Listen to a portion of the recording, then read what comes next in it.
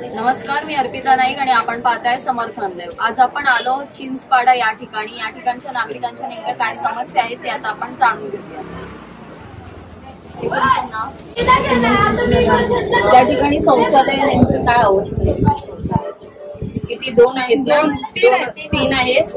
ते कधीतरी येऊन साफसफाई करतात, व्यवस्थित साफसफाई करत नाही. कचरा टाकायला आम्हाला जागा नाही. रोड त्या बाजून जाते, तिकडनं पण बंद केला जातात. रोड बनलेला नव्हता, आता त्याच्यावर जेमतेम थोडीशी डांबर घालून कडी टाकून बनवलेला आहे.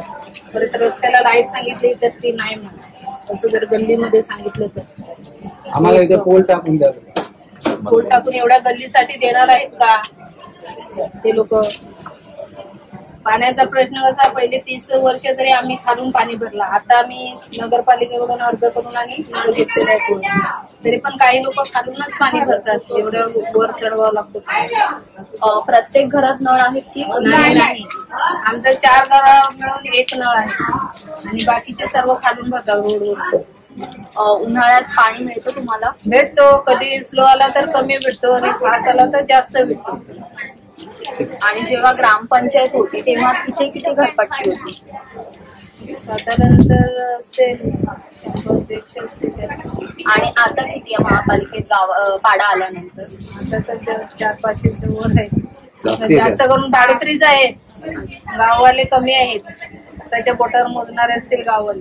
साधारण किती कुटुंब राहतात तिथे आदिवासी? किती आहे तरी किरण असतील 30-35 तरी असतील.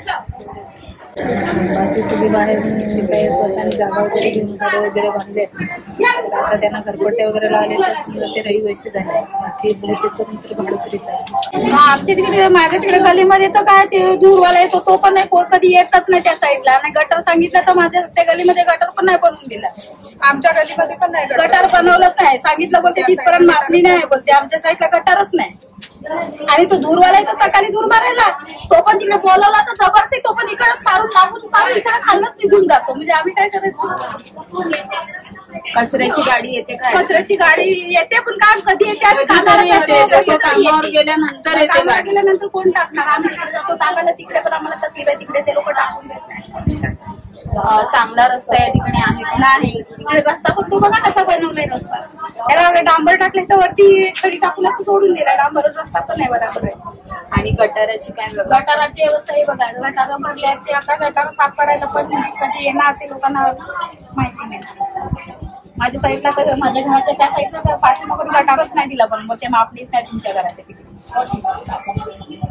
आमच्या तिकडे त्या गटारच नाही बनवणार सांगितलं आणि बनवलेलंच नाही. याकडे तुम्ही महापालिकेत कधी कंप्लेंट वगैरे केलात का या संदर्भात? सांगितलेलं भरपूर वेळा पण नाही. आताच आपण या ठिकाणच्या नागरिकांच्या समस्या ऐकल्या. या समस्या महापालिका केव्हा सोडवणार हे पाहणं आता महत्वाचं ठरणार आहे.